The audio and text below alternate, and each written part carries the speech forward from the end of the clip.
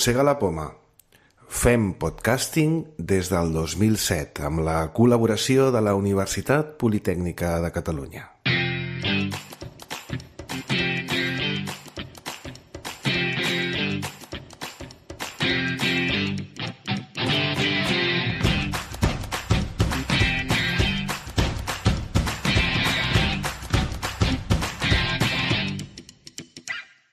Benvinguts a Mossega la poma. Aquest any començo jo perquè he sigut més ràpid que en Tomàs. Em treu i em posa. Ara... No, és que t'anava a posar. Passa que tu has entrat i t'he tret. Té els comandaments de la nau, ara. Això se t'acabarà perquè ens queden molts, per cert, anunci que ens queden molts pocs. És això que t'anava a dir. Sí, Tornem a casa. Tornem a casa. Deixem StreamYard aquest mes de gener i abans de l'1 de febrer hem d'estar ja en el Riverside una altra vegada. O sigui que aprofitem els 4 dies que ens queden. Ja has començat, doncs tira, presenta, bé, doncs, posa i... estem en l'episodi 648, i ho sé perquè és el títol del programa que tenim aquí, Riverside, aquí a Mossega la poma. Jo sóc en Ludo, tenim en Tomàs aquí amb gorra, jo porto un jersei lleig de Nadal. T'he posat gorra perquè fa un moment estava a la terrassa fent unes coses abans d'entrar. Devies despentinat. No, pentinat no, perquè m'he tallat el cabell. El que passa que cardava un fred. Dic, hòstia, posa-li un capet a la cucurutxa perquè, si no... I també tenim aquí des de Balaguer, també fot molt de fred, tenim en Rafael Jesús. Què tal, Rafael? Bona tarda, mosseguis. No fa tan fred, potser com a Olot, però bé. Sí, aquí però on fa més fred de veritat és a Suècia, que és on tenim el nostre enviat especial, amb Enrico. Dani. Hola, ¿qué tal? Benvingut. Hola, Rico. Hola, Rico. Amb Enrico. Un podcast... Comencem molt bé l'any. Comencem l'any molt bé. El Dani, jo no li dic... No el felicito, no li dic mai res. No recordo si et vaig felicitar, privadament. Però com ell va publicant coses a Mastodon, després ho expliquen al podcast i l'escolto, això sí que ho faig, doncs sé vicissituds, no? Sé, per exemple, que el Rico és el number one del veterinari on el va portar, de lo bé que es va portar. Totes les noies veterinàries, estaven super enamorades del Rico, no? Molt bé. Sí. És que ens veieu a YouTube, per cert, salutacions a la gent que ens estigueu seguint a YouTube. Saludeu, digueu alguna cosa. Doncs que sé que molta gent tenia ganes de que tornéssim. Semblava que ens haguéssim anat a Casablanca. No, estem aquí. Bueno, segueix, Ludo. Bueno, jo tenia, per començar l'any, una... Moment, i no em deixes posar falques. No, això és la prefalca. Vale. És la prefalca. Jo explicar que he estat 3 dies. El procés ha trigat 3 dies perquè d'una estanteria que tenia un drobo. Tu te'n recordes dels drobos? En Rafael Jesús segur que se'n recorda dels drobos. Els drobos eren aquestes capses on posaves discs durs que es connectaven per Firewire o per USB, i el que et feien era com de disc dur extern on tu podies ficar 4 o 5 discs, de fet 3 o 4 discs, i feia bàsicament el que se'n diu un write sync, és a dir, que et donava còpia de seguretat, de manera que si queia un disc, doncs et podia recuperar la informació i t'ho fèiem calent i anava molt bé. D'alguna manera, era una manera domèstica de tenir un write sync. Vale? A no sé que volguessis agafar una caixa de Linux i muntar-t'ho tu en plan mascle, doncs ja, diguéssim, és molt de plug and play. I jo tenia moltíssima informació, moltíssimes fotografies, moltíssims documents en aquests drobos i hi ha un moment que fas una còpia, vas deixant d'allò i el que he fet és ja avui, aquests últims 3 dies, he fet una còpia de seguretat de tot el que hi havia en aquest drobo, doncs amb un disc dur que tinc per aquí, i un disc dur extern que tinc per aquí molt gros, SSD de 4 teres i d'això, però curiosament aquest drobo he trigat 3 dies a fer la còpia. De lo lent que era. No només pel lent que era, sinó perquè em donaven molts errors de lectura. És a dir, els discs són discs que portaven 10 anys sense girar i engegar i anar donant voltes i anar reintentant entre el fet que hi ha el write sync, és a dir, que hi ha una redundància, i anar reintentant, he aconseguit extreure tota la informació, igual l'any que ve no ho hagués aconseguit, però he aconseguit treure, però per tant, penseu una cosa, ja que tots comencem l'any amb un bon propòsit, primer de tot, tingueu en compte que les tecnologies antigues deixen de funcionar. Si teniu disquets, penseu que hi ha informació que no recuperareu mai segurament i que us costarà. Per tant, si encara teniu una disquetera, traieu còpia de seguretat i també que si teniu això, discs d'aquests que giren, comenceu a extreure la informació, poseu en alguna banda i refresqueu tota aquesta memòria, sobretot perquè més que res perquè eren fotografies i vídeos i no altres coses, jo què sé. Si bon fos consell, documents Marc. Documents de treball, doncs me'n refotria, però com que no tenim les fotos en paper, moltes fotos no han arribat mai en paper, doncs poder-los Hi ha any que tu vas dir que no sé si era pel teu cumple o per primer d'any feies un reset de correus, ¿vale? El meu és l'estiu, és el meu aniversari, que faig és el teu aniversari. tot fora. Sí, tot fora. La veritat és que... Digues, Rafael. Que amb la tecnologia digital estem perdent la nostra memòria. Sí. A mi el que m'agrada molt, que trobo realment útil, són els widgets que et dona l'iPhone i que et dona l'iPad i que et dona el Mac amb fotografies, on et dona memòries aleatòries. És a dir, de cop i volta estàs mirant, veus una fotografia o veus un d'allò que no havies, feia molt de temps que no havies vist, i dius, hòstia, i perds aquests 20-30 segons que en comptes d'anar a Instagram o anar al Twitter o anar a Reddit o anar al Telegram, doncs estàs mirant les teves pròpies fotografies perquè més o menys tots ja estem acumulant desenes de milers de fotografies. I, a més, clar, tinguem en compte una cosa, estem a 2026, és que portarem 19 anys d'iPhones, Sí. Portarem 19 anys d'iPhones, O sigui, portem 19 anys d'iPhones. Portarem 18, portarem 18 al setembre, i tot i que aquí els que els vam tenir pirata. Però ja són molts anys. I si, a més, ja comences a incorporar les fotografies digitals de les primeres reflex digitals, aquelles EOS, aquelles Canon EOS, aquelles Olympus, aquelles Nikons, aquelles Leicas, que allò de l'any 2002... Allò, Marc, és una frontera. Perquè jo aquests dies que he estat revisant fotos antigues, jo tinc una frontera clara. Des que tinc fotos a l'iPhone i abans, que estaven bàsicament amb una reflex, ¿vale? amb targetes SSD, que com no, si les vaig pujant al seu dia en el Fotos, en l'iPhotos, després van quedant a l'iCloud.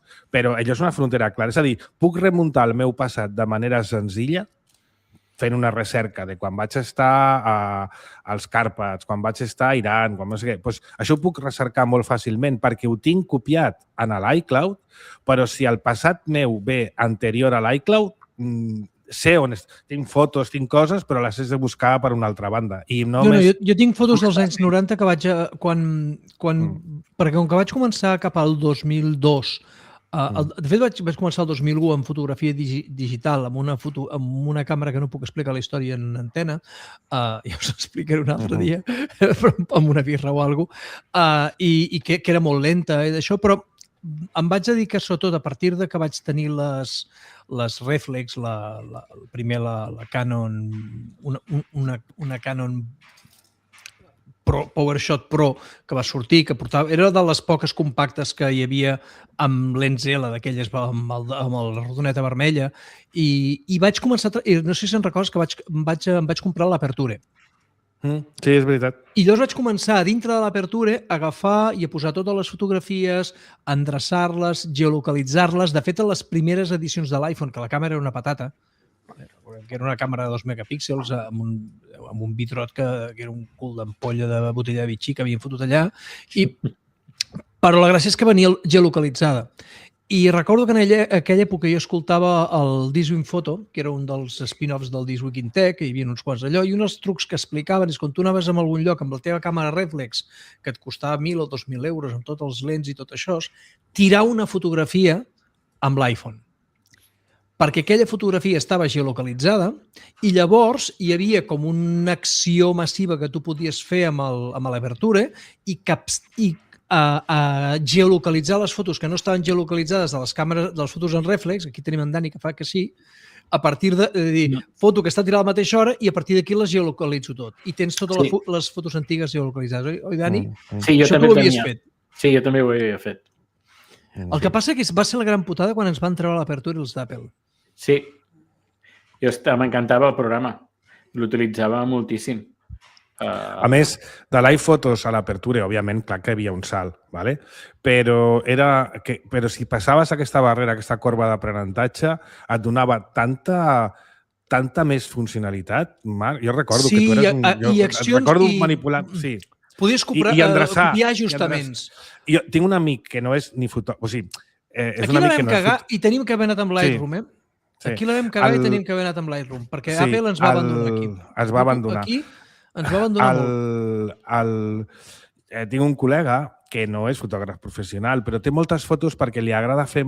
Ell fa moltes excursions, és un gran excursionista i col·lecciona fotos de rellotges de sol, d'un mas, d'una església, de molts llocs. I té centenars, milers de fotografies de rellotges de sol, ¿vale? Que les ha anat passant sempre I ell treballava amb l'Aperture. I quan li va entrar a l'Aperture, i no és... O sigui, es va sentir com dic, però què està passant aquí, no?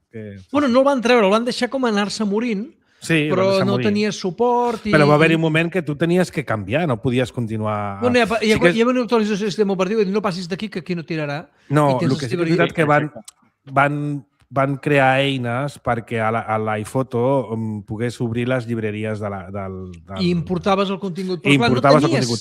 Però no tenies aquella gestió ni del contingut i a més crec que es van... O la gestió del RAW que tenies a dintre. Bueno, havíem d'haver escollit a Lightroom, que encara hi és i encara funciona, i Rafael, tu que ets professional, què fas servir? Quan va desaparèixer l'Aperture, el Lightroom encara estava molt a les beceroles. Perquè a mi, a través d'un company fotògraf de València, vaig tindre el codi font d'això per poder-lo traduir al català, al Lightroom. El que passa que al final vam començar-lo a traduir, el que passa que Adobe va dir que no li interessava i es va abandonar. Jo llavors vaig passar de l'Aperture, com que treballo amb Nikon, vaig passar al Capture NX que tenia Nikon. També era molt bo. Molt bo. Clar, però aquest ve amb el seu vendor lock-in perquè tens que anar amb fotos amb RAWs de Nikon. De Nikon, clar.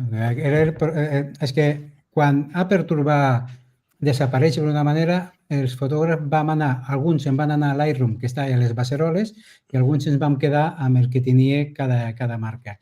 El de Canon o el de Nikon o el que fos. Els de Nikon... Però aquí ja tens un vendor lock-in que te cagues. Vam ser molt fidels a Nikon, eren com els d'Apple, que són molt fidels a Apple. Sí. Però els de Canon no, els de Canon sí que es van tirar més a Lightroom perquè el que tenia Canon, la veritat, no era tan bo com el de Nikon. I el de Nikon era molt bo. O sigui, tu podies seleccionar persones i a cada zona donar-li una exposició, una lluentor, un contrast, etc. O sigui, jugar amb les llums, amb les ombres, i a més podies fer coses bastant bones amb el de Nikon. Llavors, aquest Capture NX va passar a una versió més nova, la qual la van espatllar, i va ser quan jo vaig entrar a Lightroom, que a més te portava unes eines que eren molt més específiques a l'hora de treballar en fotografies d'interiorisme, no? Que creien les verticals, te les feien verticals, etc. No? I això era molt més bo que no t'ho feia ja el de Canon i que ho tenies que treballar manualment en Photoshop. Llavors, en Lightroom té una sèrie d'eines que per fotografia d'interiorisme, encara que tu treballes amb trípode, sempre te pot quedar algun error de paral·lelatge. I Lightroom té una eina que l'arregla molt bé. Llavors, aquí va ser quan vaig tornar a recuperar Lightroom. No sé si heu fet vosaltres això d'agafar fotografies antigues i fer-los fotos amb l'iPhone per agafar i digitalitzar-les. Foto a la fotografia, eh? Foto a la fotografia, perquè tens fotos que estan en paper i que no tens una versió digital i en comptes de digitalitzar-la o portar els negatius, el que fas és agafes i fas una foto de la còpia, que se'n quedaria millor digitalitzant el negatiu, però fer les fotos d'això. Llavors, hi ha un model d'IA que ha sortit a finals de... Hem aguantat una mica, sense parlar-ne. Ha sortit a finals de novembre, octubre-novembre, que es diu, el nom clau és el nanobanana, I en aquest cas el Nano Banana Pro és el millor model que té Google. I realment algú deia que els models d'imatge havien tingut com un nou moment ChatGPT, que el salt, perquè així és com sempre portàvem molts anys veient models d'imatge. No sé si recordeu aquells imatges del DALI que semblaven així estranys i feien coses rares i generaven com... De fet, ja li deien DALI perquè feien com quadres de DALI amb les descripcions que tu li donaves. Llavors, el Nano Banana Pro el que fa és que ara ja hi ha una de les característiques habituals dels models d'imatge és que tenen les característiques imatge a imatge. I això, per exemple, en models que estan open source i sense censura és el que et permet agafar i despilotar gent, que és el que es queixa la gent, per exemple, que fa el Grok, que és un model comercial, però que si tu pagues et despilota la gent. I en principi hi ha tot tipus de problemes morals i segurament legals, revenge porn i tot el que tu vulguis, però la capacitat de fer imatge a imatge et dona moltes funcionalitats i una d'elles, per exemple, és la restauració de fotografia. Tu pots agafar una fotografia i dir, escolta, puja amb la resolució, agafa'm i neteja'm els colors o coloritza'm aquesta fotografia i et fa una colorització o corregeix-me les desperfectes que tingui físicament la fotografia perquè tingui una rascada o una cremada o alguna cosa o fins i tot, escolta, has estat fent les fotos amb una cosa que està amb alçada sobre d'una taula amb una il·luminació deficient, doncs perquè no tens el setup que toca i que et faci el crop correctament i aquest tipus de coses. I jo diria que un 50% de les vegades tens resultats que et pots quedar.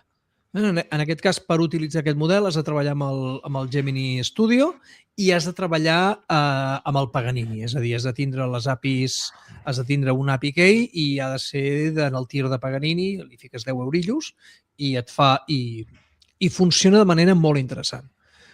I és allò que dius, ostres, és una altra cosa. Així és com el text a imatges ja havíem vist que podíem fer coses molt xules i si fem coses molt xules, doncs de cop i volta ara imatge a imatge, uau, dius, ostres, i sobretot el cas d'ús aquest de poder restaurar fotografies. I, per exemple, una de les coses que havíem fet amb un grup d'amics que tenim és el dia abans de Reis, doncs ens vam agafar algunes fotografies de grup que estaven 3 o 4 plegats i, escolta, fica'ns a dalt d'una carrossa dels Reis Mags com a reis i patges i, escolta, quedava bastant bé les imatges com... I no fèieu com els de Girona? No es pintava algú de negre o què? Sí, el que passa que el que hem trobat és que quan la persona que agafava per ficar-lo negre no se li semblava en res.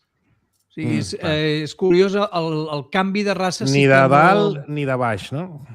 Bueno, si la persona està molt prima, et feia un rei molt prim i si et feia una persona més aviat grassoneta, te'l feia grassoneta. No has pillat-lo, és igual. He preferit... Hòstia, tio, és que és molt... Aquestes hores... Jo sí que l'he utilitzat bastant, ara amb la mudança. És que fèiem de Reis Mags, Tomàs, per favor. Que sí, bueno, a veure, perdona. Per favor. Per molt que diguem nosaltres i per molt que hagis fet tu, res a veure amb el que fa, com has dit abans, Grok, amb la intel·ligència artificial. Sí, segurament el Grok hagués fet els negres d'una altra manera, sí. El Grok té un marrón. Sí. Ben gran. Bueno, crec que ha arribat el moment de posar una falca. Deixeu-me posar-la. Troseta groga.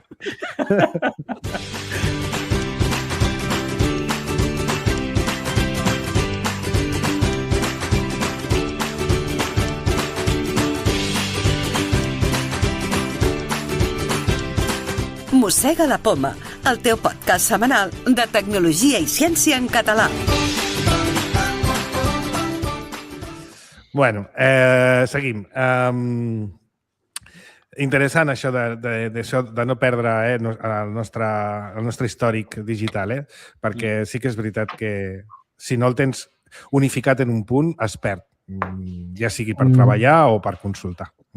Un petit incís, el que comentaves, Marc, Photoshop també té eines per coloritzar i restaurar fotografies amb IA. Sí, ja fa temps que hi és, sí. Bastant bones, bastant bones. I solen encertar bastant. En aquest cas és l'element aquest de navalla suïssa, perquè tu li estàs donant el d'allò i et fot. Vaig veure, per exemple, que van treure un model, no recordo qui el va treure, no sé si el va treure Microsoft o el va treure Meta, perquè estan també molt fort tenint models open source, que t'agafa qualsevol fotografia, tu li dones una fotografia i et genera les capes de Photoshop de la fotografia. O sigui, a mi ja t'agafa la fotografia i et genera les capes de Photoshop perquè editis amb el Photoshop, que ja dius, hòstia puta, això ja és tremendo. O sigui, i et fan...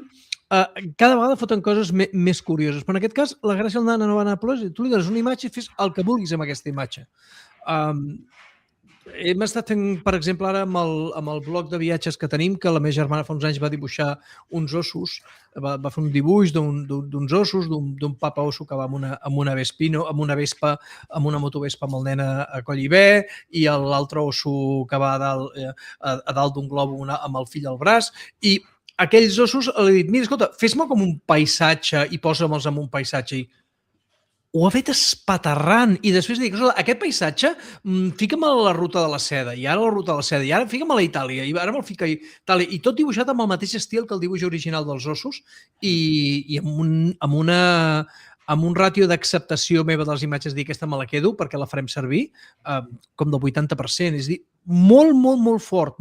És el salt aquest del Nano, i que no és barat, però és a dir, que pagues uns cèntims per cada imatge, però els pagues. Home, si al final és correcte.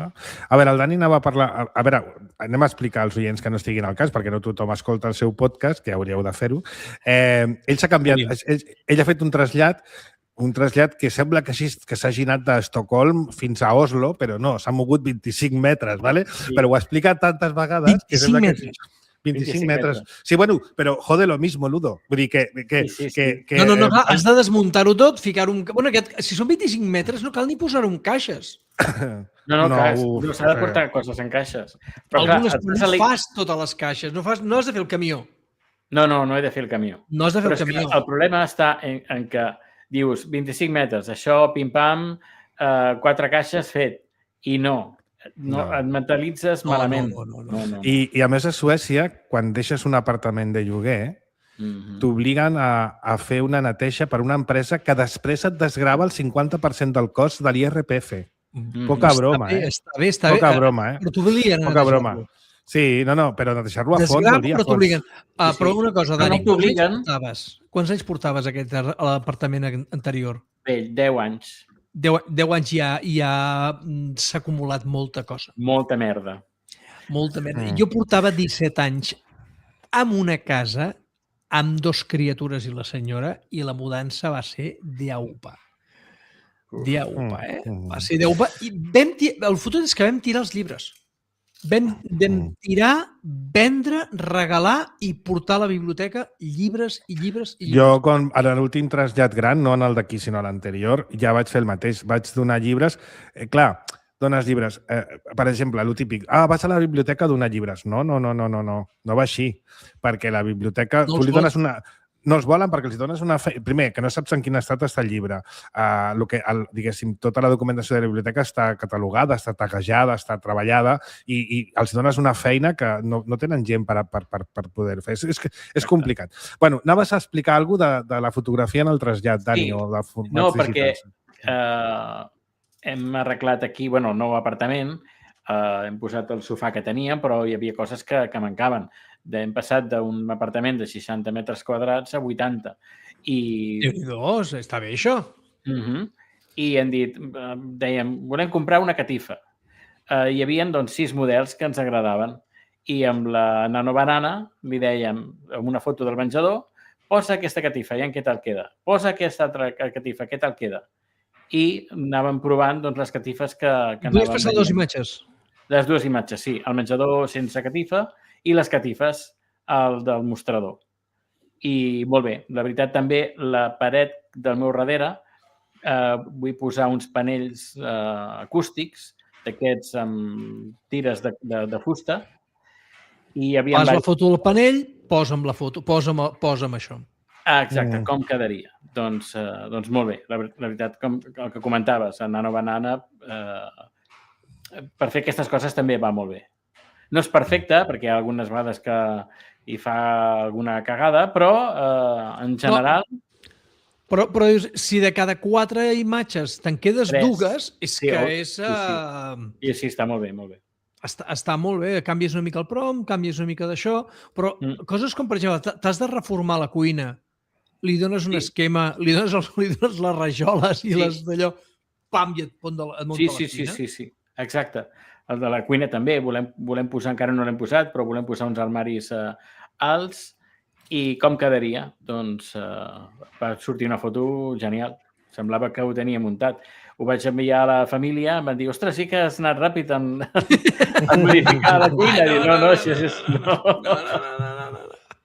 No va així. No. Espera que vindran. Tu saps la relació emocional que es té amb els paletes, no? Estàs content quan venen i més content quan se'n van. Sí. Perquè triguen a venir i triguen a marxar. Bueno, molt bé. Està bé, o sigui, per tant, els paletes porten alegria. Porten alegria quan venen i porten alegria quan se'n van. És així, escolta, què més vols? Però el que sí que és veritat és que hi ha coses que abans... Jo recordo haver fet servir algun programa cutre que donava alguna empresa de disseny de cuines per agafar i posar les coses així i que et donaven un render 3D així patillero i que no s'assemblava ni d'allò. Però és que ara pots fotre unes coses que són acollonants. Increïble. I que té una aplicació directa per negocis com això és per d'un paleta o d'un reformador de cases. Però abans, si us en recordeu, si teníeu algun conegut que feia dissenys d'interiors, cuina, reformes i tal, venien amb l'iPad, anaven de guais, ¿no? Tenía el programa aquell que tu dissenyava tot, no sé quantos. I ara diu, quita, que luego con el nano banana flipas, tio. I li fots un nano banana i ja està. I fas un nano banana i d'allò. A mi em mola quan venen els constructors, els que venen allò, i tenen aquell aparato que té el làser. Sí, el làser. Oh, i un buit d'aquells. Marc, jo tinc un col·lega que fa formatges, ho he explicat alguna vegada aquí a la Garrotxa, un dels meus millors amics. Té un làser per tallar formatges d'aquells grossos, tio. Fa... I talla formatge. Talla el formatge amb un làser? Talla el formatge, tio, talla el formatge. I dic, hòstia, és que... Sí, això és el màxim de la masculinitat? Total. No, té dues coses màximes de la masculinitat alfa. No es diguis l'altra?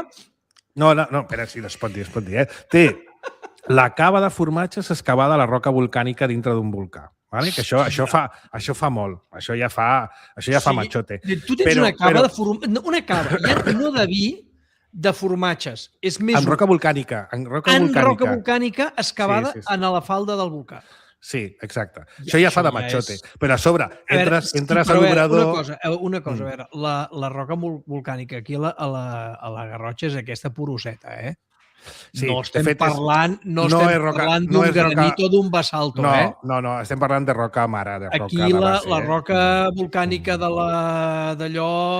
Però està molt bé perquè en lloc d'artificialment obtenir una humitat i una temperatura forçada... Però tens un més 1 a formatge i a mascle. Sí. Però el de làser... Em deixes frapat, brutal. Això és fantàstic. És de primera de machote. I està allà... Ja li dic, només et falta la pick-up. Sempre pot agafar i comprar-se una Citroën C15. Té una furgo Renault cutre o Citroën, no me'n recordo. Segur que venen... Sí, però tu et compres una pick-up i només et falta un gorro per dir que ets d'Ohio, tio. És que ho tens tot. No, a Ohio no tenen volcans, home. I no crec que tallin amb làser. Amb làser. Tallar amb làser. Aquell aparell de mesura làser? Sí, és brutal. Tu què fas? Aquesta habitació com fa? Espera. Jo tinc un aparell, tinc un tèster que faig servir per temes de ràdio, que ja me'l vaig comprar perquè tu el passes per una paret i et detecta on hi ha corrent elèctrica. Uau, això també mola. Aleshores, si has de fer un forat, et diu aquí no, perquè aquí hi ha corrent elèctrica. Hi havia un anunci de la tele que hi havia un senyor de ferreteria que corria a casa del client. Espera, que no t'has emportat el detector de cable elèctric. Sí. Però, a veure, però no és de primer de machote. El machote fa I el nivellador de làser? L'anivellador de làser. Home, l'anivellador de làser. És que no hi ha un fucking YouTube d'una tiny house que no tingui un d'aquests, tio. És brutal. És que és brutal. Tot ho dissenya, tot ho mesuren. Amb el nivellador làser. Sí, però en realitat són làsers o són directament LED? Jo tinc una serra amb un làser d'aquest de guiat. Tinc una serra d'aquestes de disc, d'aquestes de disc per tallar fusta, no la radial de ferro, una radial de fusta, que tinc la guia làser, perquè és així manual i mires així, la poses i que també molt. Per cert, una cosa, deixeu que parli una mica de màrqueting? Sí?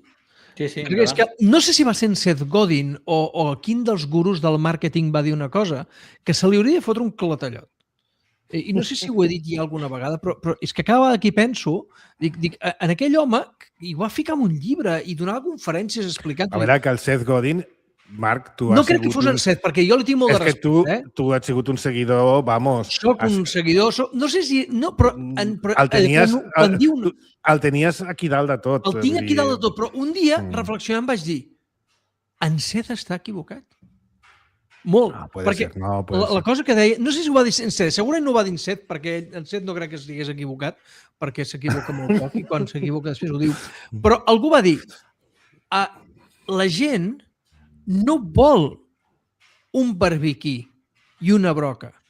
Vol un forat a la paret. Ben fet. No! Jo vull el barbiquí i la broca!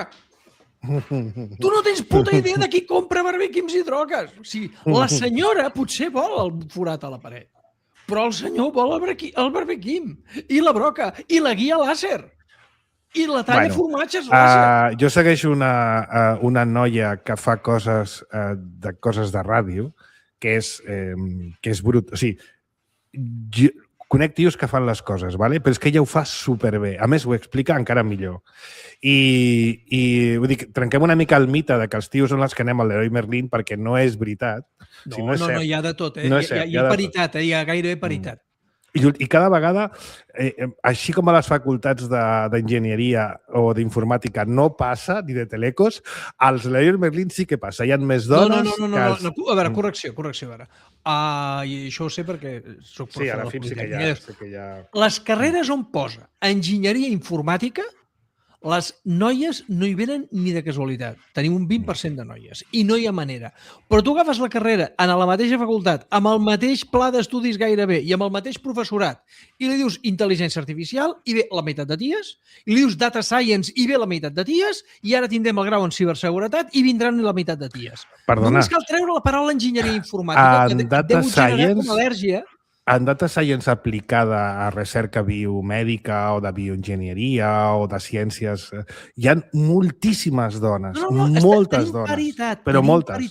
Tenim paritat. I el grau d'intel·ligència artificial em sembla que també s'hi fa no fot, hi ha paritat. Però si la carrera es diu enginyeria informàtica, amb les 5 especialitats que tenim, perquè ara ja no fem enginyers informàtics, ara fem coses estranyes perquè és massa grossa l'enginyeria informàtica, ja no ens l'acabem i necessites moltes coses.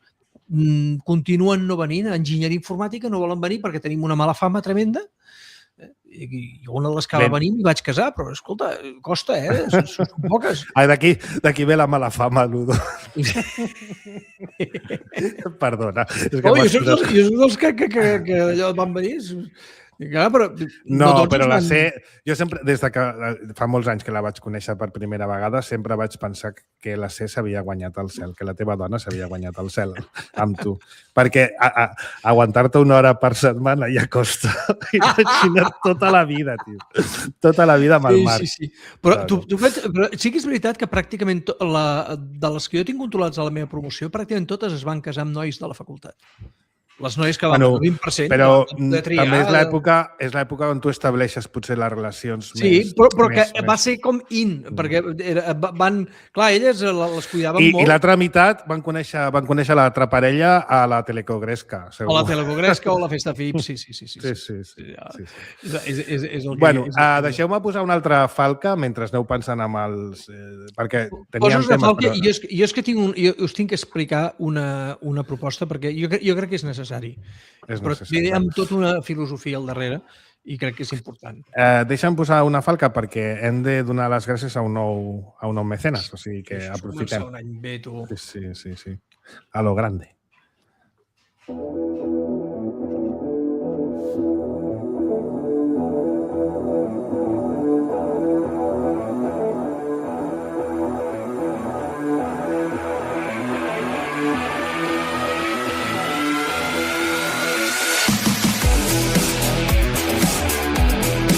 Uneix-te a la nostra comunitat a Telegram, segueix-nos a Twitter o escriu-nos a podcast@mossegadapoma.cat.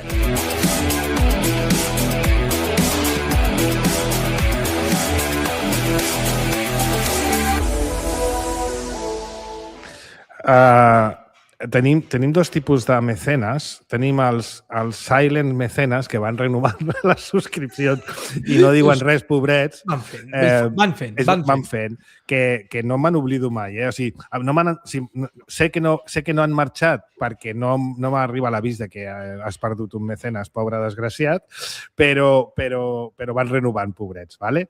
Entre ells, alguns d'aquí també són mecenes. Vull dir, alguns dels que estem aquí davant de càmera o esteu davant de càmera. Però hi ha altres que són nou mecenes o fan una renovació o es posen com a mecenes la primera vegada.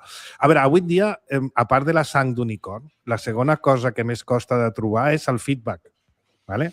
No sé els que teniu llocs web, i el Dani ho sap, el Rafael segur que també, el feedback s'ha perdut, la gent no contesta, no participa a xarxes socials, no dona feedback, o costa molt. Jo crec que estem una mica saturats, sí. I reconec que Mossega la Poma és una mica una excepció, però bueno, també patim, ¿vale? Aleshores, que un tio o una noia doni pasta per un projecte, es fa mecenes de Mossega la Poma, i que a sobre agafi un correu i t'escrigui una parrafada, ¿vale? És brutal. I a més, fan una reflexió meditada, és a dir, i la comparteixen amb tu. Mira, porto temps escoltant-vos, no havia donat el pas, ara finalment he donat el pas. Sí, però, Tomàs, pensa una cosa. Però això és molt heavy, tio, això és supervaluós. Sí, però jo crec que això que és realment valuós, és realment important, però tu fa molt de temps que fas la feina de reconèixer aquestes comunicacions i demostrar que te les llegeixes, demostrar que les aprecies, quan les comparteixes amb mi per correu i per tant, quan algú fa això, sap que tu t'ho escoltaràs.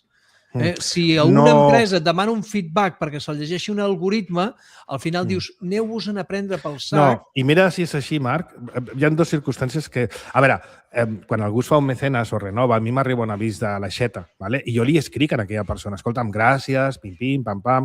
Sí que és veritat que és un model, diguéssim, d'agraïment que tinc estàndard, però no deixo mai de respondre a tothom que s'ha fet mecenes per la via privada, no com estic fent avui aquí. Això una.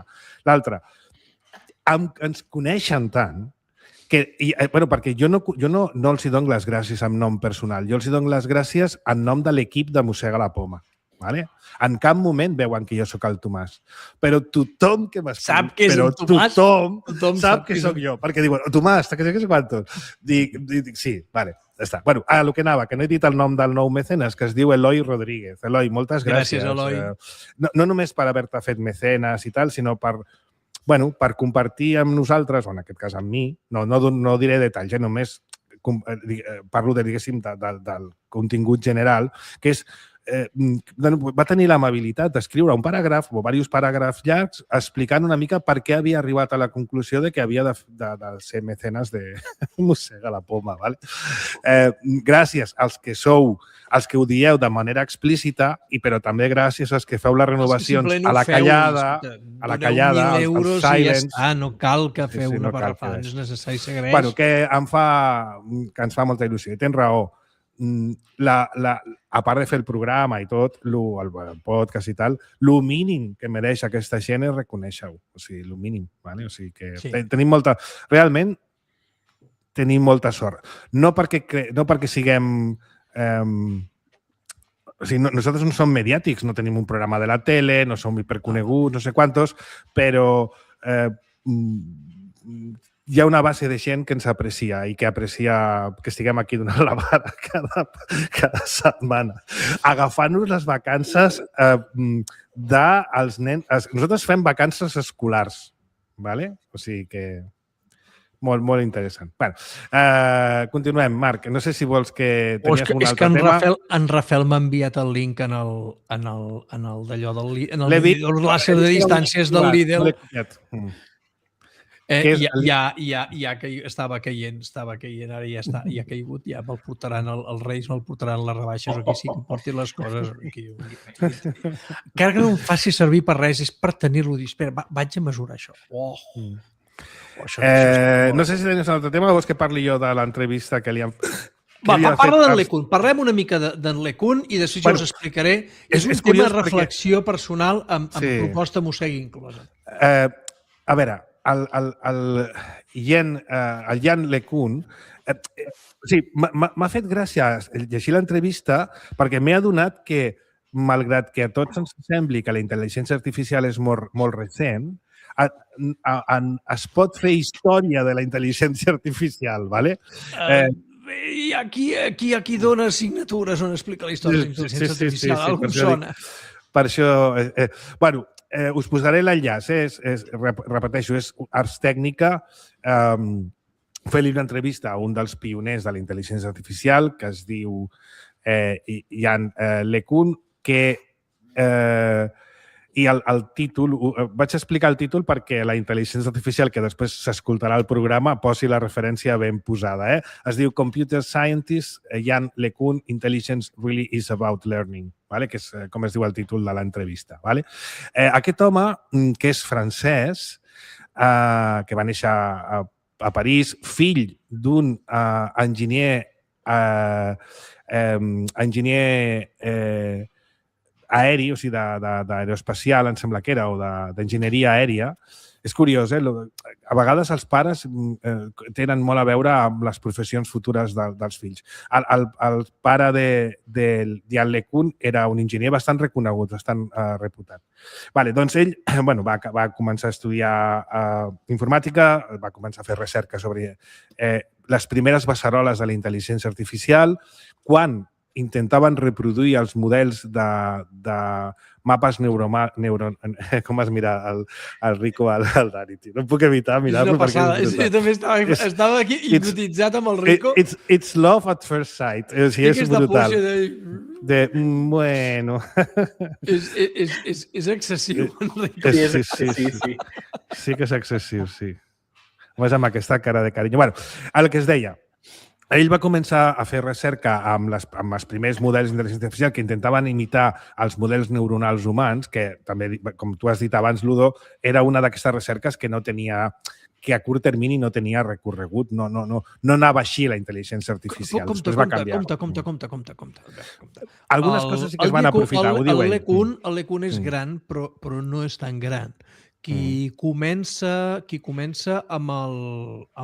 intentar emular les xarxes neuronals és en Rosenblatt, pràcticament quan el LeCun no havia ni nascut als anys 60, a principis dels anys 60, amb la idea del perceptró, que bàsicament és fer això. A l'any 60 és quan neix el LeCun, per situar-vos. Doncs quan en Rosenblatt, quan en LeCun neix, doncs ja està en Rosenblatt, que està a partir d'aquella trobada mítica en l'escola de Dartmouth on es junten amb Minsky i tal, i la Schrödinger i tota aquesta gent ajunta per parlar de la idea de poder crear intel·ligència artificial, i apareix en Rosenblatt amb la idea aquesta d'emular l'arquitectura de les neurones amb el que ell anomena el perceptró.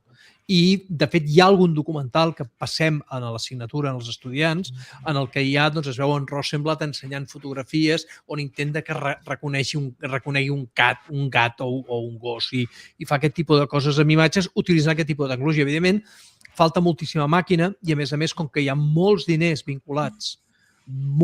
vinculats en la recerca en intel·ligència artificial. Hi ha un de les patums de la intel·ligència artificial del moment que es diu Marvin Minsky, que és un senyor amb la caladura moral suficient com per haver anat a l'illa de l'Epstein, igual que l'home aquell, com es deia? Collons, el de la cadira de rodes,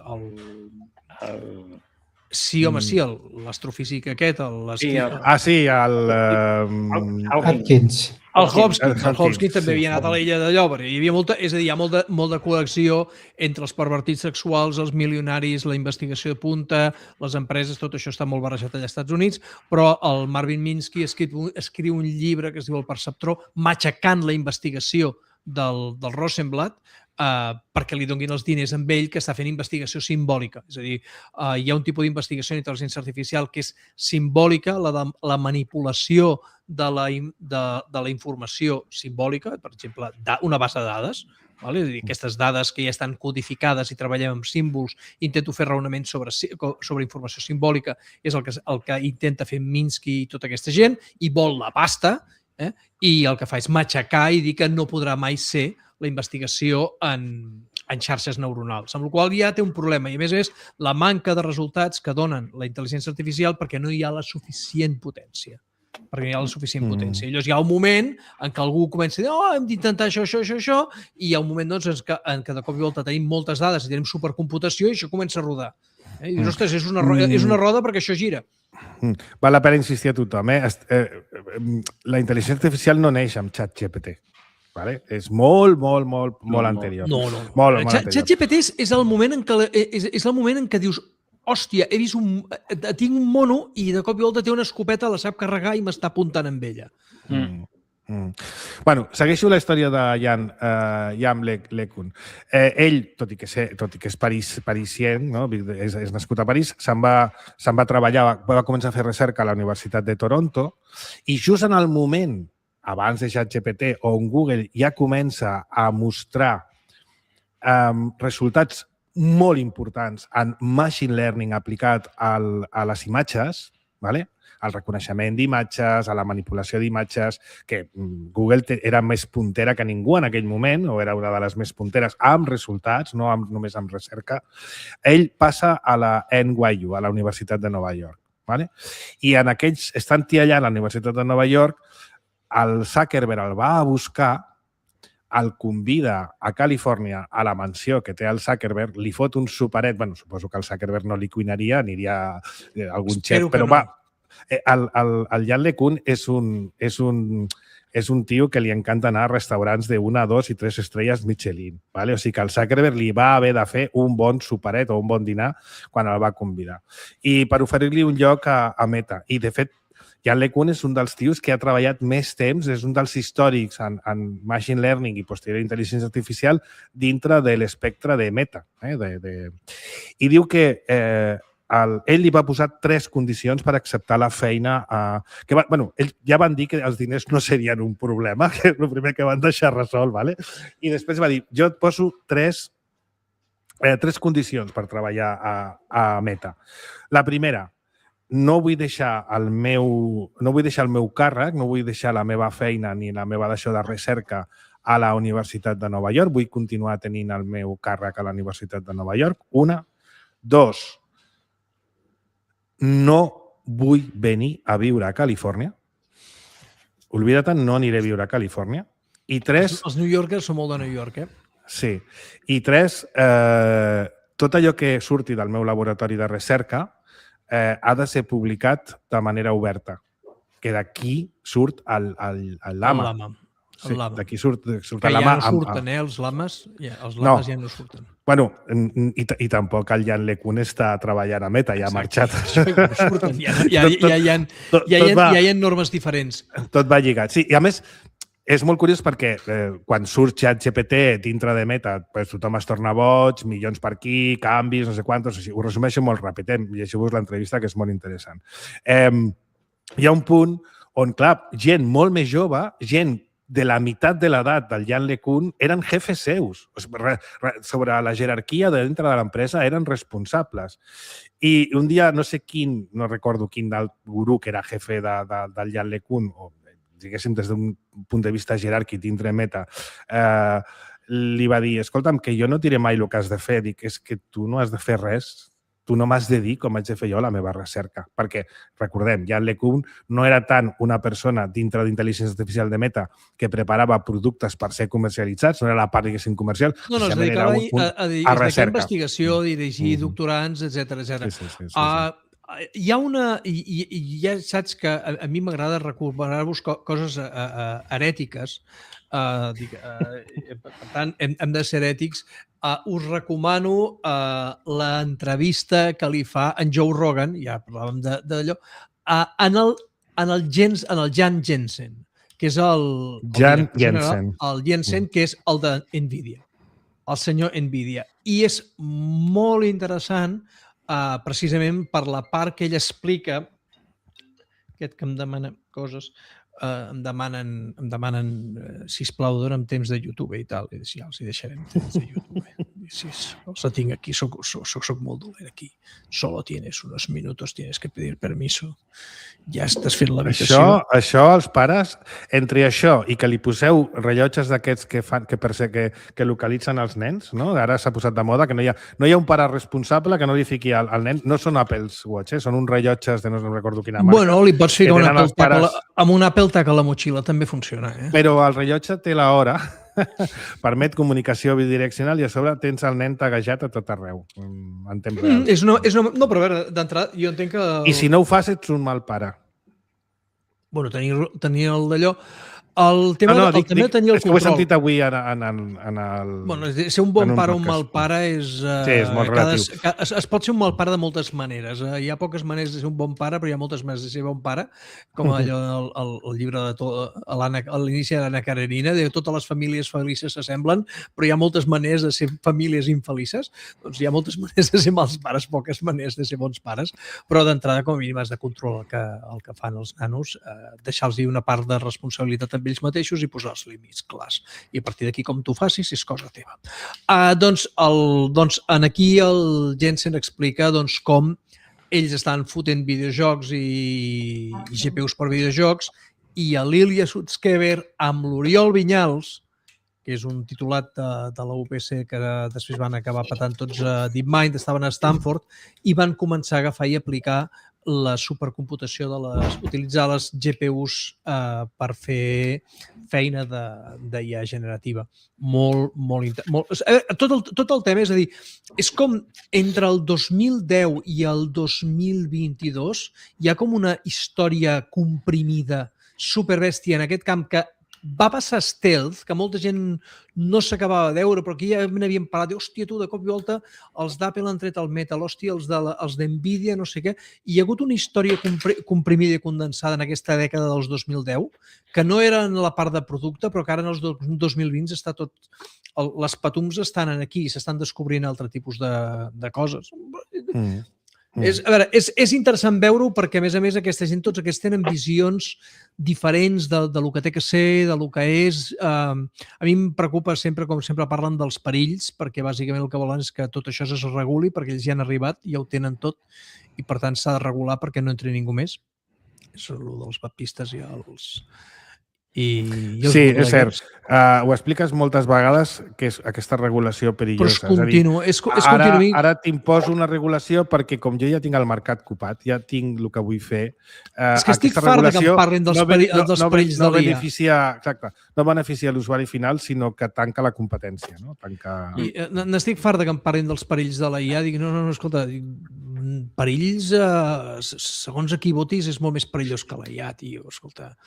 Els hi preguntin als amics, als expats que segons a qui votis, sí, segons a qui votis. I tranquil, que aquí tenim també opcions divertides, o sigui, no patiu, que n'hi ha per tot. Escolta, jo tinc que fer com una espècie de Z-testers. Perquè jo recordo un dia que estava escoltant en el senyor Tim Ferriss... Els que no... A veure, un moment. Com tenim oients històrics que saben perfectament què és Z-testers, però tenim oients nous que no tenen aquesta referència. Expliquem una mica què és. Z-testers és un podcast que vam engegar amb en Tomàs, amb el senyor Daniel Amo i amb en Carles Canyo. Que en Carles el vam conèixer com a oient de Mossega la Poma. Però el Carles Canyo era un senyor que et rebatia i s'enfadava. Sí. No és com jo, que jo em prenc la pastilla abans i ja no m'emprenyo, tio. Però el Carles no es prenia la pastilla i entraven a Z-testers tots discutint molt. En Carles el que passa és que ell es motivava molt i volia vendre't una moto. I llavors, clar, la gràcia era no comprar-li la moto. Vale? I llavors, jo crec que el Z-tester, si haguéssim continuat, hagués sigut un dels top podcasts de... Recordem que era en llengua espanyola, no era en català. Encara és, a vegades el gravem, però el gravem en plan, diguéssim, celebratori i ens ajuntem uns quants. Però sí, però és més la trobada anual de Z-Testers. No, era interessant perquè feia una cosa que avui en dia s'ha perdut, que era... cada un s'estudiava com una posició, no? Una posició antagònica. Però no era premeditat. No era forçat. Llegíem un llibre. O sigui, llegíem un llibre. I els llegíem durant una setmana o dos i jo deia, anem a parlar d'aquest llibre. Exacte. I llavors, a partir d'aquí, algú, el primer que engegava, rebia. Però era molt interessant perquè al final no era res contra la persona, perquè tothom eren amics, sinó que el que es buscava era contraposar arguments. Vale? Que avui s'ha perdut. Jo crec que passava de manera orgànica. Bueno, és igual, però al final era una contraposició d'arguments sana. I crec que és molt important fer-la avui. Hi havia aquest punt de pensament crític. O sigui, d'alguna manera el resultat, aquesta discussió que hi havia amb dues personalitats molt fortes i dos tios molt xerraires, que érem en Carles i jo, i si estaves tu, o si estava en Dani, o si després la Tere, i d'això, el que hi havia és allò, doncs, es buscaven molts arguments i s'analitzava el llibre de manera molt crítica. I a partir d'aquí cadascú buscava això. I això jo crec que portava un valor que no vam saber veure en aquell moment.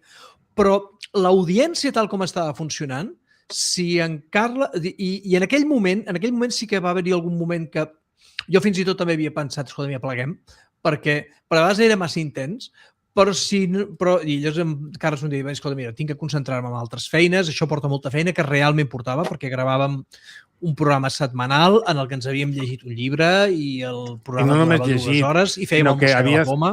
L'havies analitzat i havies abstret raonaments que te'ls havies de repensar bastant bé per després poder-los explicar. No, i de vegades aplicar-lo. Però hi havia això. I teníem una comunitat, en aquell moment la comunitat de Telegram era molt activa i jo crec que podíem haver agafat, si de cop i volta iTunes ens començava a recomanar, jo crec que si haguéssim continuat, igual hagués, el podcast hagués creixat, però escolta, va anar com ha anat i ja està, ens ho vam passar molt bé. Però hi havia aquest punt de desenvolupament personal. No? Llavors, i sobretot un dels primers llibres, el primer llibre que vam analitzar era un llibre d'un senyor que es diu Tim Ferriss, que ha escrit molts llibres i té un dels millors podcasts que corren pel món, aquests dels més ben valorats. I ell explicava un dia que estava per Grècia i va haver un paio que anava així amb una cadena d'or i una samarreta imperi i amb un pentinat i amb uns pantalons curts i baixant de la moto amb la dona i en plan de dir, aquest tio li sua la polla tot. I ell va dir, jo algun dia vull que em sui tant la polla. I jo en aquell moment vaig escoltar. Marc, moltes gràcies perquè espero que ens bloquegin a Spotify aquest capítol per haver dit la paraula màgica polla. Sí, tu ens has parlat de mandungos de negres, però això no toca. No he dit cap paraula, no he dit cap paraula. La part de dalt i la part de baix. La part de baix, la botifarra. Però ara t'agraeixo molt que hagi... Ha parlat de titoles.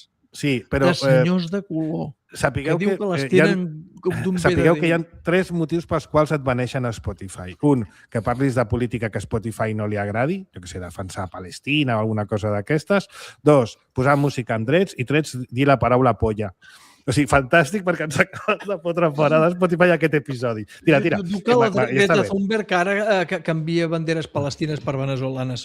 Sí, això ho he vist, no sé qui ho deia l'altre dia. Bueno, tira. Ho vaig enviar jo perquè soc així de dolent. Bueno, doncs, però jo en aquell moment el vaig escoltar i em va quedar, però no vaig acabar d'entendre.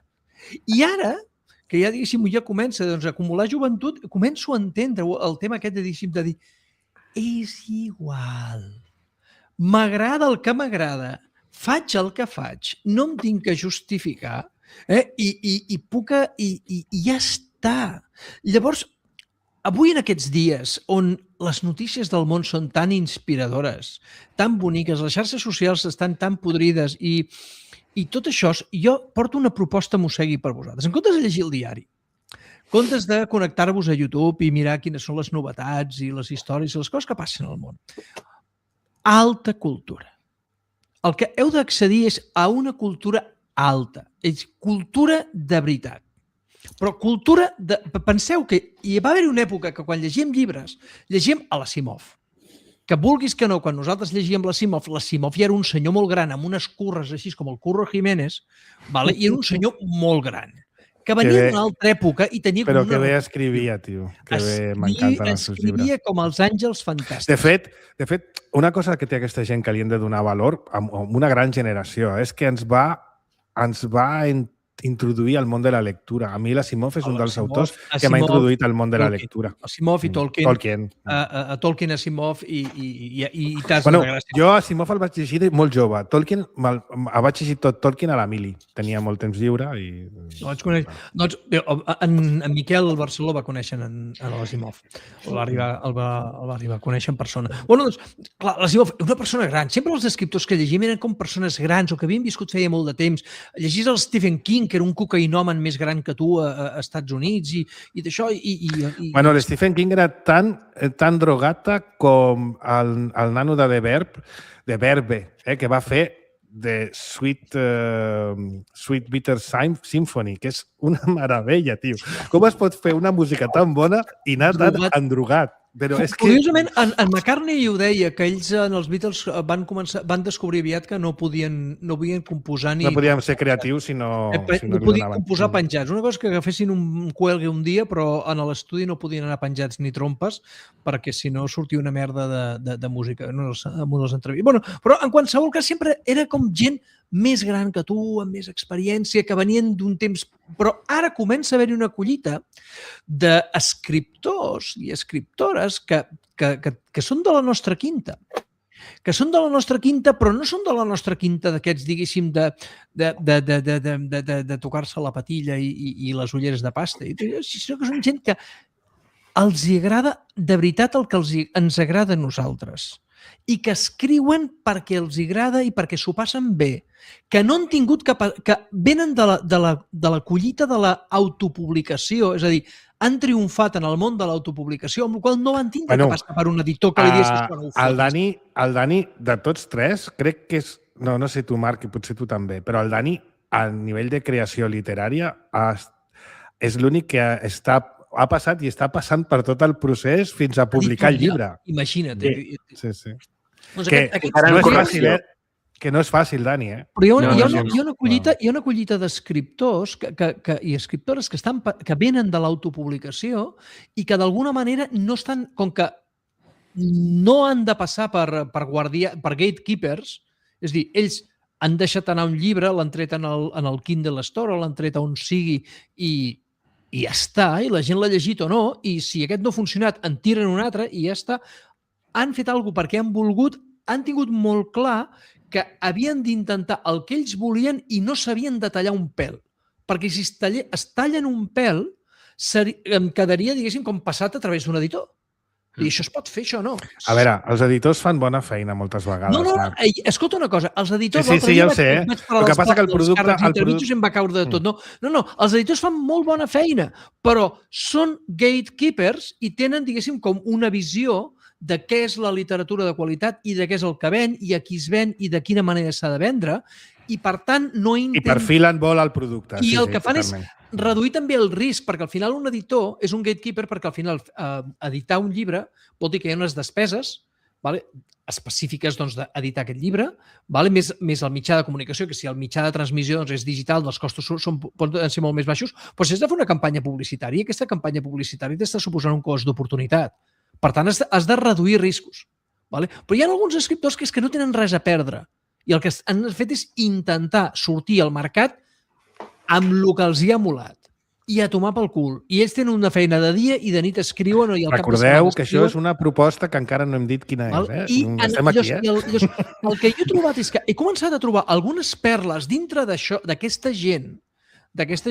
Un dels interessants, per exemple, serien el Johnny B. Truant, que tenien un podcast precisament sobre self-publishing i d'allò, i que té uns llibres molt xulos, més o menys bastant d'allò. Però n'hi ha dos escriptors que dius la mare que us ha parit. O sigui, imaginació al poder, utilització de subcultura de lo que ens mola exactament a la comunitat mossegui, si la conec una micona, una micona, exactament a les referències que nosaltres tenim i els acudits dolents que nosaltres fem servir i la manera recargolada d'estar malalts mentals que tenim nosaltres, i a més fiquen animalons a dintre de les... Mira, un moment, Marc, mira què diu un oient. Que he saludat abans, Evidentment, Sergi. I tant que coneixes a la comunitat Mosegui. Un Mosegui acaba de dir això. T'acaba d'esbrinar de qui anaves a parlar. Exacte. En Matt Diniman i el Craig Allanson són els dos grans escriptors de la literatura d'aquesta dècada, on fan obres absolutament desternillants. I, a més, s'han de consumir a través d'audiollibre, perquè la combinació de treballen conjuntament amb gent molt bona que fan audiollibres, no són IAs, són gent que fan producció d'audiollibles, grans lectors, llibres que estan molt ben produïts, i és tremendo. Ara, aquests llibres, el llibre del Craig Allanson ja us n'he parlat altres vegades, és el d'Expeditionary Force o els de la saga de Convergence, impressionants. A Convergence hi ha un gosset que parla, amb la qual ja, què més vols?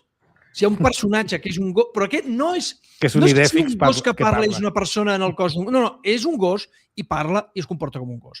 Doncs, en aquest cas, en Matt Diniman té una gata, que a sobre es diu Princesa Donut. I l'argument de la... De veritat, és allò, és cap tipus de filtre. És bèstia. És absolut... L'argument sembla absurd, però és absorbent, els personatges són profunds, les situacions són desternillants, tan desternillants com hem de fer que una dinosaure ballarina pugui fer el seu recital de ballet i no diguis quina xorrada, diguis, esclar que sí, tu creguis, et venin la moto, és impressionant. La saga és Dungeon Crawler Carl. Hi ha una comunitat bestial a Reddit de superfans, es fan matrícules de cotxe, es fan samarretes, fan artwork, és algo impressionant. Entres a Reddit i busques Dungeon Crawler Carl i dius, aquesta gent està sombadíssima. Dius, clar que estem sombadíssims. Estàs d'acord amb tot el que diuen. O sigui, no ho sabeu lo molt que ho necessiteu. Si no sou capaços de, perquè no teniu el nivell d'anglès, d'escoltar audiollibres en anglès, esteu d'enhorabona. Audible l'ha agafat i l'ha traduït al castellano. O sigui, que podeu escuchar a la princesa Donut en castellano. O sigui, què més voleu? O sigui, i no heu de demanar disculpes a ningú. I, a més, quan vulgueu agafar i avergonyir la gent, els hi expliqueu l'argument. I la gent us mirarà en plan de dir, estàs tronat? Dic, sí, però tu saps què és el que passa? Que en gaudeixes. Estàs igual de tronat. Sí, no gaudeix el mateix que... I no ho acceptes. Perquè dius, estic tronat i a mi em surt la polla i a tu no. Matt Diniman i la seva saga de la princesa Donut, que és la recomanació d'en Dungeon Crawler Carl. Dungeon Crawler Carl. La princesa Donut va sempre amb en Carl, és una gateta, és campiona de concursos de gats, de gatoneses, i de veritat, és tan bo. O sigui, porto tot el Nadal sense escoltar podcast. Res, zero. Vaig tindre que fer una excepció per al Dan Carlin, perquè va treure el Mania Subjugation 3, però el Dan Carlin és en Dan Carlin, però cap podcast, res. No vull saber res de Dan Trump i de Venezuela, no, res. El món dels audiollibres és un rabbit hole, perquè quan descobreixes un autor o una autora que t'agrada, no pares. Mira, diu el Sergi, diu Dungeon Crawler Carl és de lo millor que he llegit darrerament. M'apunto a la proposta. És que és algo tan bèstia, és tan bo. Sergi, això que estiguis d'acord amb en Ludo et defineix. Però en Sergi jo estem d'acord en moltes coses. Si estem... Ara que has tret aquest tema, Marc, i aprofitant que tenim aquí en Dani, que jo diria que ja ha tancat la seva novel·la, la que passava a Tailàndia buscant un ingredient especial o màgic, no sé. L'he seguit així una mica de lluny. per què no expliques una mica, Dani, el procés creatiu i on estàs ara? Perquè això encara no s'ha publicat, crec, o sí, ja? Bueno, s'ha anat publicant...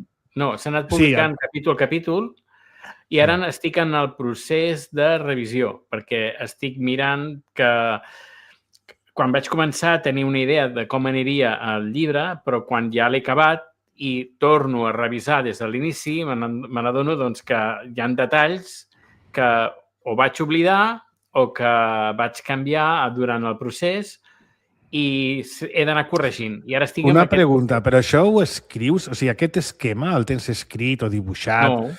No, el tens en el cap. Vale, aleshores, clar, tu has començat a escriure i els personatges i la història han anat però li ha donat la gana. I quan has arribat al final dic, hòstia, m'he deixat això que era important, que era clau en la història i això no, que fos clau no, però per exemple, un exemple tonto, dic que la persona es quedarà, té 4 dies lliures. Al final tot passa en 3 dies. Possiblement el que faci és que estiri una miqueta més la història. I afegir... Guardia poden anar a la platja. Sí, o fer pipí o caca, perquè no hi ha cap novel·la ni cap pel·lícula que la gent vagi a fer pipí o caca, excepte alguna molt especial. Al final, quan tu estàs escrivint, Dani, els personatges també t'estiren, la situació et porta on va. Sí, em porta. Jo em deixava portar a mesura que anava escrivint. Però, clar, hi ha coses que al principi, doncs, vaig començar una miqueta tallat, saps? Et tallaves tu mateix, estava reprimit, entre cometes. Sí, exacte. Això és important per la gent que també és creativa. Quins moments triaves, on et posaves, quant de temps dedicaves? Havia dies que acabaves abans, dies que acabaves després. Com tu feies? Com trobaves el moment per seure a escriure? Perquè, hòstia, les vides que tenim tots són complicades, no? I si no tens una regularitat, com ho fas? Amb una regularitat? Regularitat no tenia, sinó que venien ganes, doncs ara tinc ganes d'escriure, i em posava i pum. Quan ja em posava, és a dir, estava una bona estona. He ara hagut de fer una pausa per la mudança, per deixar el pis en condicions, el vell, per llogar-lo o vendre'l, i ara per això està una miqueta tot en pausa. Espero que la setmana vinent, o finals d'aquesta setmana, pugui reprendre la relectura i corregir aquestes coses. I m'agradaria, abans que acabi aquest mes, acabar-lo, poder dir, ja està, fet. Acabar-lo què vol dir? Vol dir que ja li passes a un editor que se'l revisi o el penges ja com a producte final? El penjo com a producte final, però el que jo vull, el que m'agradaria és... possiblement el passi a guió cinematogràfic. Bueno, té sentit per lo que a tu t'agrada, la teva professió i el teu bagatge, no? Perquè jo tinc les tomes, ho tinc tot al cap, però com a imatge. Perquè tu penses creativament com un guionista, no? Com una pel·li. Ho has estat pensant com una pel·li, no? Sí, un storyboard. Sí, jo ho tinc al cap com imatges, com a tomes, com a moviments de càmera. Jo ho tinc muntat al cap d'aquesta manera. I ha estat difícil una mica el convertir aquestes imatges en text. No sé si la gent que escriu llibres ja pensa directament en text o pensa directament en imatge, com jo, però jo penso, ja dic, directament en imatge. I a vegades les definicions o els llocs, definir els llocs, més complicat, perquè jo ja ho tinc al cap i jo vull anar, saps? Vull anar de pressa, vull pum. Perquè si no t'atures molt amb la descripció i no avances amb la història. Exacte. I trobar aquest equilibri és un dels secrets més importants de l'escriptura. Quan jo vaig llegir, en els meus fills els hi vaig llegir El Senyor dels Anells, perquè durant molts anys vam començar primer abans de dormir llegíem un conte i després llegíem tots els llibres d'en Harry Potter, El Senyor dels Anells, i recordo que quan llegíem El Senyor dels Anells era... I quan començaven les descripcions era, i jo els deia bla, bla, bla, bla, bla, bla, bla, bla, bla, bla, bla, bla, bla, fins que trobava on començava a passar coses, perquè, per exemple, en Tolkien és molt així. Jo, per exemple, quan llegeixo llibres, sempre connecto més amb les circumstàncies, amb la dinàmica entre els personatges, en els sentiments, en el que està passant, i no tan visual. Per això, per exemple, m'agrada quan hi ha algun llibre que s'ha portat a la pel·lícula, com El Senyor dels Anells o Harry Potter, que parlàvem abans, o Joc de Trons, perquè després els rellegeixes i llavors em permet reconnectar amb aquesta imatge visual que naturalment no li poso. Em costa, o sigui, per poder posar en alguna cosa m'hauria de posar, sentar-me i descriure o dibuixar-ho o demanar-li a una banana que em fes el paisatge a partir de la descripció perquè no em ve. Hi ha un altre punt important de l'escriptura. Em concentro en altres coses, però que per mi és suficient. Bueno, perquè això depèn molt de cada persona, Ludo. Jo, per exemple, m'he adonat que m'atreu molt i que valoro molt i que m'arrossega molt a la història els diàlegs. Exacte. Perquè el diàleg arrossega molt ràpid a l'acció i, a més, té diversos components. Arrossega molt ràpid a l'acció, manifesta el caràcter dels personatges, ¿vale? I hi ha un altre punt. Pots afegir molta mala llet en els diàlegs. Molta mala llet. No dic en el sentit negatiu, sinó en el sentit de, diguéssim, que, hòstia, tu has repensat molt bé, dones un pas, no? Un peu intel·ligent, no? A l'hora de... Sí, i també quan l'escriptor és bo, és bo, a cada personatge li donen, tot i que sigui escrit, li donen una veu específica. Hi ha una longitud de frases determinada, aquest personatge utilitza un tipus de vocabulari, és més sec, és més verbós, hi ha totes aquestes coses que pot incorporar l'escriptor si és bo, de donar una veu a cada personatge diferent. Si tu llegeixes El Senyor dels Anells, cada personatge parla d'una manera diferent i té les seves... Sí, un to, un tarannà, està molt repensat.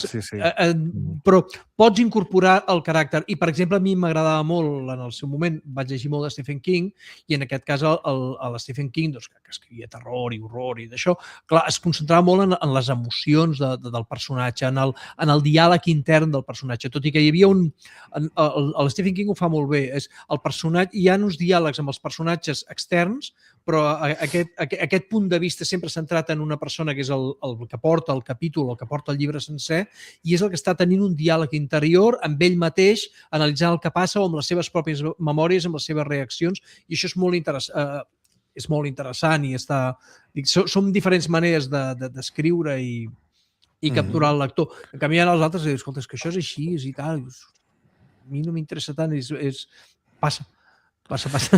I tu, en canvi, Dani, no t'atures tant en la imatge, no perquè no la tinguis en ment, sinó perquè, com que ja la tens en ment, no t'és interessant i busques l'acció. L'acció, però tens clara quina és la imatge.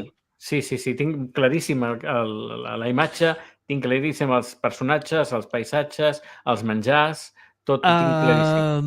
Permetries fer-te un repte? Sí. Amb el Nano Banana has de fer una novel·la gràfica, has de fer un còmic. Que et servirà... Sí, a més li servirà una mica per tenir un preguió, no? Descrivint les imatges, et pot donar les imatges i tu pots crear el teu còmic. Et diré que ja he fet algunes imatges. Però llavors pot ser el còmic sencer. Doncs tens les imatges o les descripcions. Tens clar el que és i el que no és, o les imatges de referència. Doncs ho faré. És interessant. És que m'interessava molt, Dani, gràcies, perquè, a veure, no és fàcil entendre tot el procés creatiu d'escriure un llibre amb tot el que comporta, ¿vale? I menys com ho fa el Dani, perquè sí que és veritat que el teu background és audiovisual i això s'ha de notar sí o sí amb el procés creatiu d'una novel·la. El meu desig seria passar pel·lícula. Passar pel·lícula, no?